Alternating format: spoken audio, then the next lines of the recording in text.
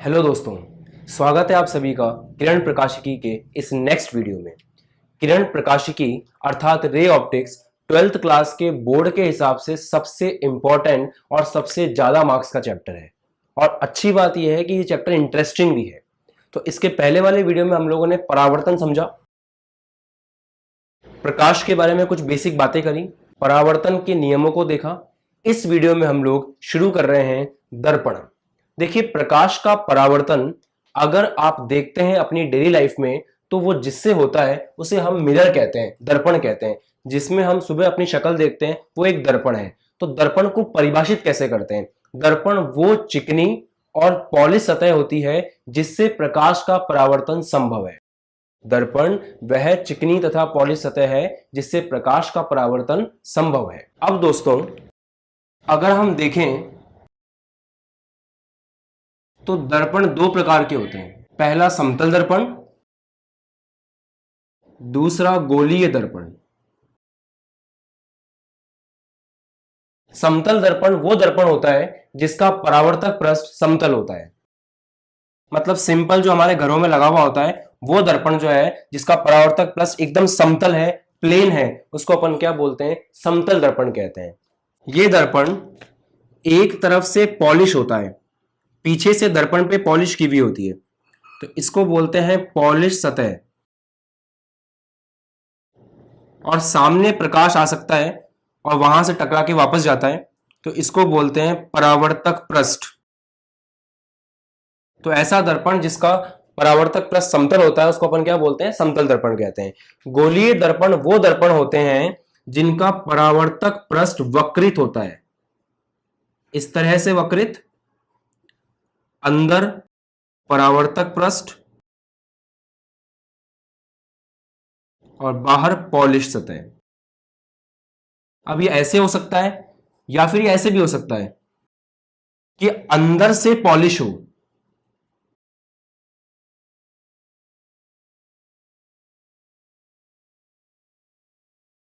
और बाहर से परावर्तक हो।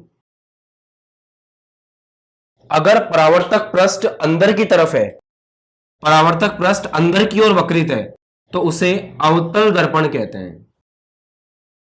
ये आपने 10th क्लास में पढ़ा होगा। अगर परावर्तक पृष्ठ बाहर की ओर वक्रित है तो उसे उत्तल दर्पण कहते हैं। तो परिभाषा अगर लिखें, वह दर्पण जिसका परावर्तक पृष्ठ वक्रित होता है, यह दो प्रकार के होते हैं, एक अवतल दर्पण, दूसरा उत्तल दर्पण। अवतल दर्पण की परिभाषा क्या है? वह गोलीय दर्पण, ये दोनों गोलीय दर्पण है, वह गोलीय दर्पण जिसका परावर्तक पृष्ठ अंदर की ओर वक्रित है उसे अपन क्या बोलते हैं? अवतल दर्पण कहते हैं। उत्तल दर्पण में इसका उल्टा होता है। वह गोलीय दर्पण जिसका परावर्तक पृष्ठ बाहर की ओर वक्रित है वो क्या कहलाता है? उत्तल दर्पण। तो दो तरह के दर्पण होते हैं, एक समतल दर्पण जो अपन घर में काम में लेते हैं, जिसमें अपन अपनी शक्ल देखते हैं, उसके अंदर परावर्तक पृष्ठ जो है वो एकदम समतल होता है, और बाकी अगर वक्रित है तो वो कहलाएगा गोलीय दर्पण। अंदर की ओर वक्रित है मतलब अंदर है परावर्तक पृष्ठ तो अवतल दर्पण, और बाहर की ओर है परावर्तक पृष्ठ तो उत्तल दर्पण। अब हम गोलीय दर्पण से संबंधित कुछ महत्वपूर्ण शब्दावली का अध्ययन करेंगे। मतलब इससे संबंधित कुछ पद हमने बना रखे हैं, हम उनकी बात करेंगे। देखिए, हाँ दोस्तों, शुरू करते हैं। ये आपके सामने मैंने दोनों गोलीय दर्पण बना दिए, एक अवतल दर्पण, एक उत्तल दर्पण। तो इसमें आप देख रहे होंगे कि इस अवतल दर्पण का जो परावर्तक पृष्ठ है वो यहां से शुरू हो रहा है और यहां पे खत्म हो रहा है। इतना हिस्सा इसका परावर्तक पृष्ठ है, इतने हिस्से पे किरण आ सकती है, टकरा करके वापस जा सकती है। इसका भी अगर मैं परावर्तक पृष्ठ बनाऊं तो वो mn है, यहां से लेकर यहां तक। तो आपके गोलीय दर्पण का जो भी परावर्तक पृष्ठ होता है उसको हम द्वारक कहते हैं। तो द्वारक क्या है? परावर्तक पृष्ठ mn जो है द्वारक कहलाता है। ठीक बात है। दूसरा देखिए, अब अगर अपन ध्यान से देखें तो ये जो अवतल दर्पण है, ये अवतल दर्पण किसी ना किसी गोले का भाग है। मतलब अगर इस अवतल दर्पण को मैं पूरा करूं तो एक गोला बनता है। तो अवतल दर्पण जिस गोले का भाग है उस गोले का जो केंद्र है, उस केंद्र को हम लोग कैपिटल सी बोलते हैं, और कैपिटल सी कहलाता है वक्रता केंद्र। दोस्तों बहुत इंपॉर्टेंट है और बहुत ही आसान है समझना। गोलीय दर्पण जैसे आप देख रहे हो, अवतल दर्पण, ये एक गोले का भाग है। उस गोले को मैंने पूरा किया, तो उस गोले का जो केंद्र है उसको अपन क्या बोलते हैं? वक्रता केंद्र। और किससे निरूपित करते हैं? सी से निरूपित करते हैं। ऐसे अगर आप उत्तल दर्पण को देखोगे तो उत्तल दर्पण भी एक गोले का भाग है। उस गोले के केंद्र को हम उत्तल दर्पण का क्या बोलेंगे? वक्रता केंद्र। तो गोलीय दर्पण में दोनों आ गए, अवतल भी आ गया, उत्तल भी आ गया। तो गोलीय दर्पण जिस गोले का भाग है, उस गोले के केंद्र को हम लोग क्या बोलते हैं? उस गोले के केंद्र को हम लोग क्या बोलते हैं? वक्रता केंद्र। लिखता हूं परिभाषा। गोलीय दर्पण जिस गोले का भाग है, उस गोले के केंद्र को हम लोग क्या बोलते हैं? वक्रता केंद्र बोलते हैं, और इसे सी से निरूपित करते हैं। ये रहा आपका वक्रता केंद्र अवतल दर्पण का, ये रहा आपका वक्रता केंद्र उत्तल दर्पण का। ठीक है दोस्तों, अब देखिए, एक होता है ध्रुव, इंग्लिश में बोलते हैं इसको पोल, इसको इंग्लिश में बोलते हैं centre of curvature, centre of curvature. तो ध्रुव क्या होता है? अगर आप देखो तो ये m से लेकर n तक क्या है? परावर्तक पृष्ठ। इस परावर्तक पृष्ठ का जो केंद्र है वो यहां पे आएगा, केवल परावर्तक पृष्ठ का केंद्र। मतलब इस लाइन को अगर देखें अपन, तो इसके बीच में जो पॉइंट बन रहा है वो पॉइंट क्या कहलाता है? आपका ध्रुव कहलाता है, पोल कहलाता है। परावर्तक पृष्ठ का जो केंद्र है, उस परावर्तक पृष्ठ के केंद्र को अपन क्या बोलते हैं? ध्रुव बोलते हैं। लिखता हूं परिभाषा। गोलीय दर्पण के परावर्तक पृष्ठ mn जो कि है के केंद्र को ध्रुव कहते हैं, तथा P से प्रदर्शित करते हैं, P से प्रदर्शित करते हैं। अब देखिए, ये जो आपका गोलीय दर्पण है, जो कि आपका अवतल दर्पण है, ये अवतल दर्पण आपने समझा कि एक गोले के एक हिस्से को काट करके इस अवतल दर्पण को बनाया गया है। एक गोले के हिस्से को काट करके एक उत्तल दर्पण बनाया गया है। तो अवतल दर्पण तथा उत्तल दर्पण अर्थात गोलीय दर्पण जिस गोले का भाग है, उस गोले की त्रिज्या क्या होगी? इस गोले की त्रिज्या होगी ये। तो इस गोले की त्रिज्या ये है और इस गोले की त्रिज्या ये है। तो आपका गोलीय दर्पण जिस गोले का भाग है, उस गोले की त्रिज्या को हम वक्रता त्रिज्या बोलते हैं और कैपिटल आर से प्रदर्शित करते हैं। तो नेक्स्ट है वक्रता त्रिज्या। गोलीय दर्पण जिस गोले का भाग है उसकी त्रिज्या को वक्रता त्रिज्या कहते हैं और इसे कैपिटल आर से प्रदर्शित करते हैं। और कैपिटल आर में आप देख सकते हैं कि कैपिटल आर बराबर क्या है? पीसी है। तो पीसी बराबर कैपिटल आर, मतलब ध्रुव से लेकर के वक्रता केंद्र के बीच की दूरी है, वो क्या कहलाती है? आपकी वक्रता त्रिज्या। यहां तक समझ में आया? नेक्स्ट पद है, मैं यहां लिख रहा हूं,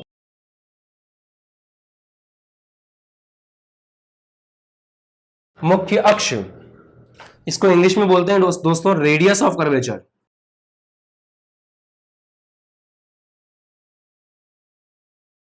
और मुख्य अक्ष कहलाता है प्रिंसिपल एक्सिस। देखो,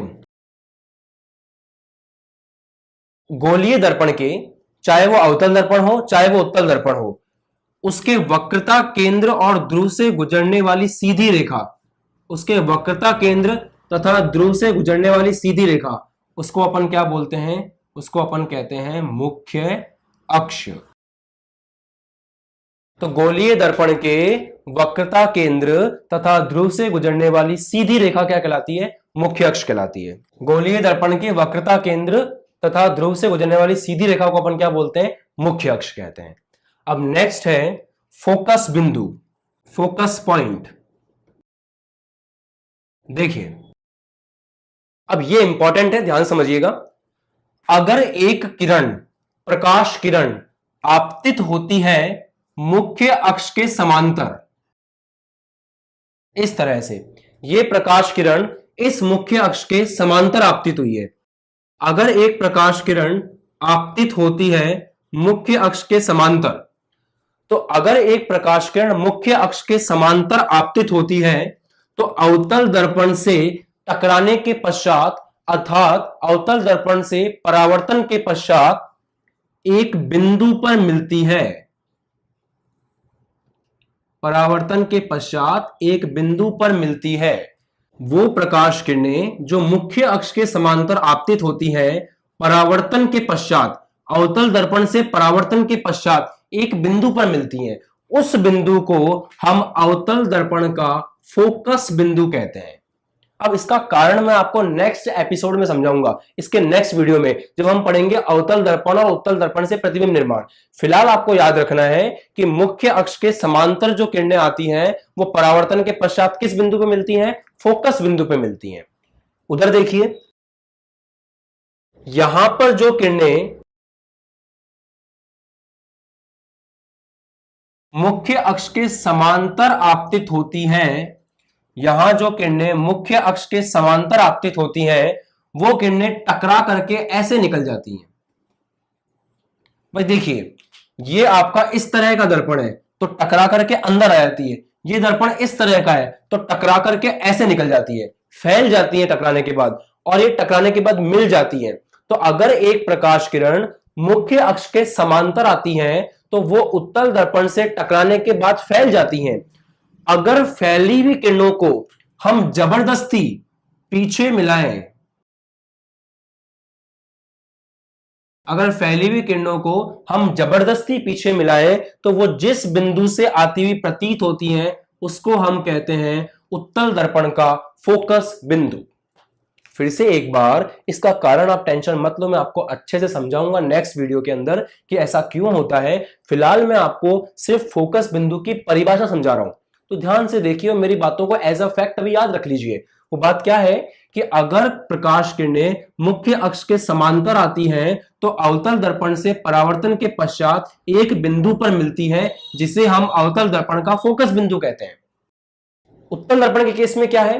प्रकाश किरणें मुख्य अक्ष के समांतर आपतित होती हैं और आपतन के पश्चात परावर्तन होता है। परावर्तन के पश्चात ये किरणें एक बिंदु पर मिलती हुई प्रतीत होती है। देखो, वास्तव में ये किरण तो इधर चल गई और ये वाली किरण उधर चल गई, तो दोनों वास्तव में तो ऐसे जा रही हैं, पर अगर इसको अपन पीछे जबरदस्ती देखें, अपन इसको देखें कि कहां से आ रही है, तो जबरदस्ती मिलाने पर ये इस पॉइंट पे मिलती है, मतलब यहां से आती हुई प्रतीत होती है ये दोनों किरणें। तो मुख्य अक्ष के समांतर आपतित किरणें परावर्तन के पश्चात जिस बिंदु पर मिलती हुई प्रतीत होती है उस बिंदु को हम उत्तल दर्पण का क्या बोलते हैं? फोकस बिंदु। अर्थात अवतल दर्पण के अंदर तो वास्तव में किरणें मिलती हैं फोकस पे, इसलिए इसका वास्तविक फोकस होता है। वास्तविक फोकस वास्तव में मिल रही है, इसके अंदर वास्तव में नहीं मिलती हैं। एक प्रकाश किरण इधर गई, एक प्रकाश किरण इधर गई, हम जबरदस्ती मिलाते हैं, हम उसको फील करते हैं, इसलिए यहां पे बोला जाता है आभासी फोकस। पूरी रे ऑप्टिक्स में, पूरी किरण प्रकाशिकी में वास्तविक का मतलब किरणें वास्तव में मिलेंगी और आभासी का मतलब किरणें आपको मिलती हुई प्रतीत होंगी, लगेगा आपको मिल रही हैं, आप जबरदस्ती मिलाओगे उनको, वास्तव में तो वो आगे जा रही होंगी। आई होप आपके समझ में आया है। परिभाषा लिखता हूं मैं, देखिए मैंने अवतल दर्पण के हिसाब से भी परिभाषा लिख दी और उत्तल दर्पण के हिसाब से परिभाषा लिख ली। एक बार पढ़ लेते हैं।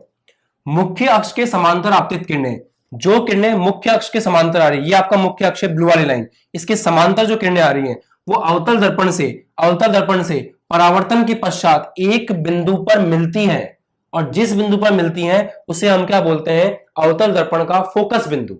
उधर देखिए, मुख्य अक्ष के समांतर आपतित किरणें, मुख्य अक्ष के समांतर आपतित किरणें ये रेड वाली,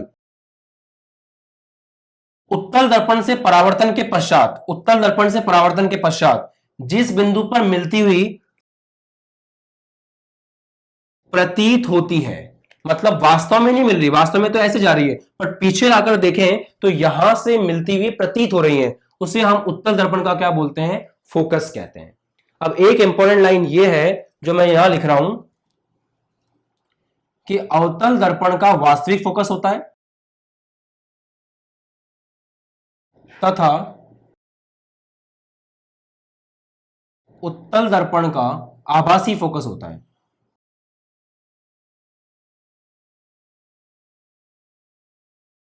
आभासी फोकस होता है।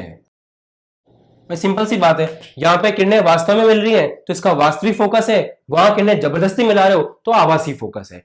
समांतर किरणें, सारी किरणें नहीं, जो किरणें मुख्य अक्ष के समांतर आएंगी, अवतल में एक बिंदु पे मिलेंगी फोकस बिंदु, उत्तल में एक बिंदु पे मिलती हुई प्रतीत होंगी फोकस बिंदु। वास्तविक, आभासी। लास्ट है, लास्ट के लिए जगह हम यहां लिख लेते हैं। मैं चाह रहा हूं एक ही शॉर्ट में सब कुछ हो जाए। तो लास्ट है आपका फोकस दूरी। बिल्कुल सिंपल सी चीज है, फोकस बिंदु व ध्रुव के बीच की दूरी।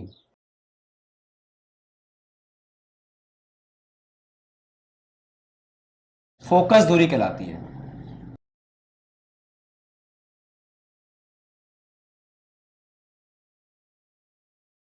और यहां एक और बात, इसे कैपिटल एफ से प्रदर्शित करते हैं। जो फोकस बिंदु है उसको कैपिटल एफ से प्रदर्शित करते हैं, और फोकस दूरी को स्मॉल एफ से करते हैं।